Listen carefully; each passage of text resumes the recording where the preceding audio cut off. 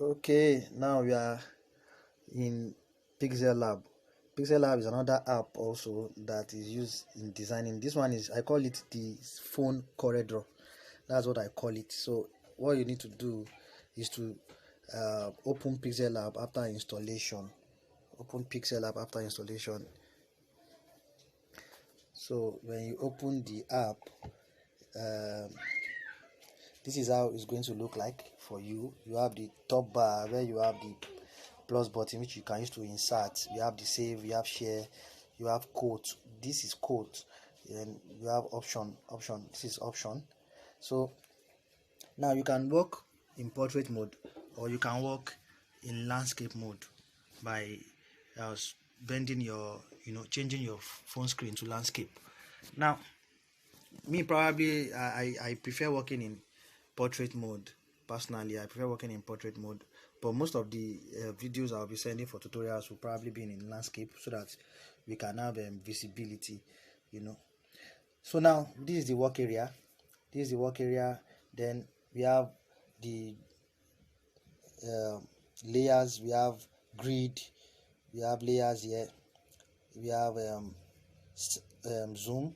So basically I've sent a PDF for you to get familiar with the environment, but I know that once we start working, we start doing logos, doing the rest, we'll getting used to it. So these are preset backgrounds, that you can use, like this preset theme that you can use while working. But yeah, we don't use presets for our own personal work because we design from scratch. Basically, now at the last button here, at the last bar rather, is what you need in designing. These 5 buttons, is what you need. This is for the home, which we are. Then we have the text. So every tools here are what you use to manipulate text.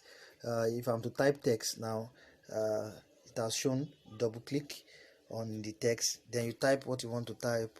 So let's say mobile IT.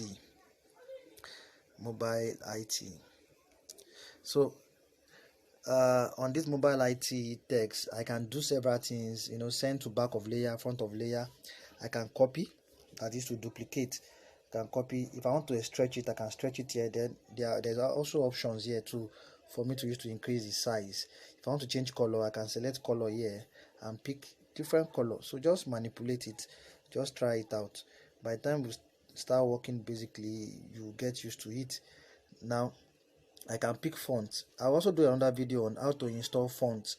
The normal font that system softwares use is what Pixellab also use. So I can pick fonts. The style, I can make it italic, bold, so there are several tools here that you can use. Then if I want to give it shadow, I can give it shadow here. So because of the size of the video and over time, I'll move to the next thing, which is shapes.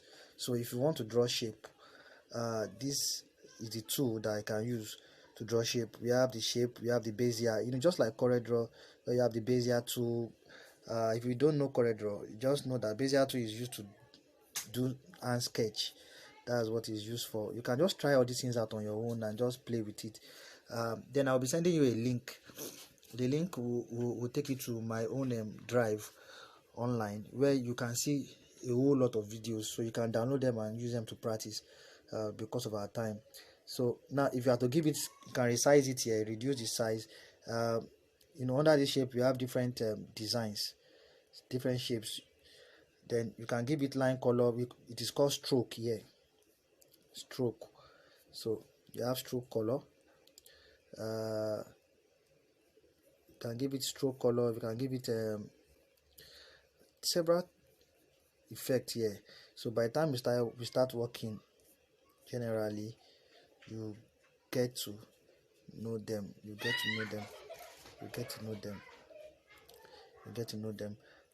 This is stroke.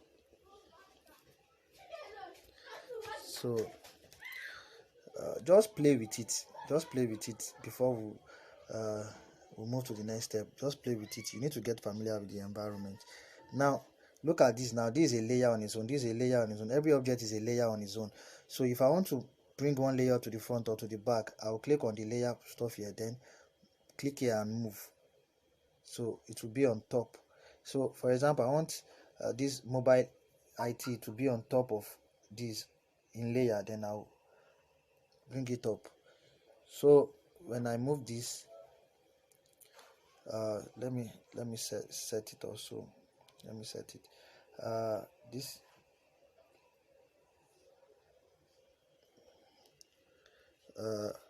so then I move it up, then I click this, automatically it has moved up, it has moved back. So just play with it and read the text so that you can move very fast to the next agenda, that is designing graphics. You won't be able to design or follow me if you don't probably know how to move your way around. Now the next button here, apart from the object or shapes rather, is the page itself, that is the background. If you want to make the background transparent, if you want to have a PNG background, whereby you can have a transparent background. If you want to change the size of your document, if you want to put preset images, then if you want to add images from gallery, you can put this as a background. If you want to add images from gallery, you can do this. Let's say I want to add this image from gallery, then at the background. So there are a lot of things that we can do with this. There are a lot we can do with it. So one thing about graphics is that you have to understand the concept behind everything before you move to the next step. You can't know how to design in a day, but when you understand the rudiments, then you practice. So the more you practice, then this is the feel of the whole page. The feel, for example, VigNet. If I enabled it, look at what it's giving me. In fact, we will be needing this a lot in logo. When we are designing logo, we'll be needing this a lot when we are designing logo. We have several contrast hue. So all these are what we are going to be using when we are designing. Then if you are through with your design and you want to save, you can save your project here. Save as project and type in the name. Example, for example. Then if I want to publish it, this is the side negative side. You have the advert always show sometimes. Then if I want to export what I just did now, all I need to do is click on save image and pick if I want it to be transparent. If I want to have PNG, then if there's a transparent background, automatically to give it transparent. Like I said, I've explained to you the difference between JPEG and PNG. Now the next thing is to save as image. I've done that. You can export to as image also, so that then if I'm to share directly, I can just click on the share options here. So I think that's just basically the basic environment, the basic way to be introduced to Pixellab. So sit tight and let's move. Sit tight and let's move. Sit tight and let's move. Thank you very much. God bless you.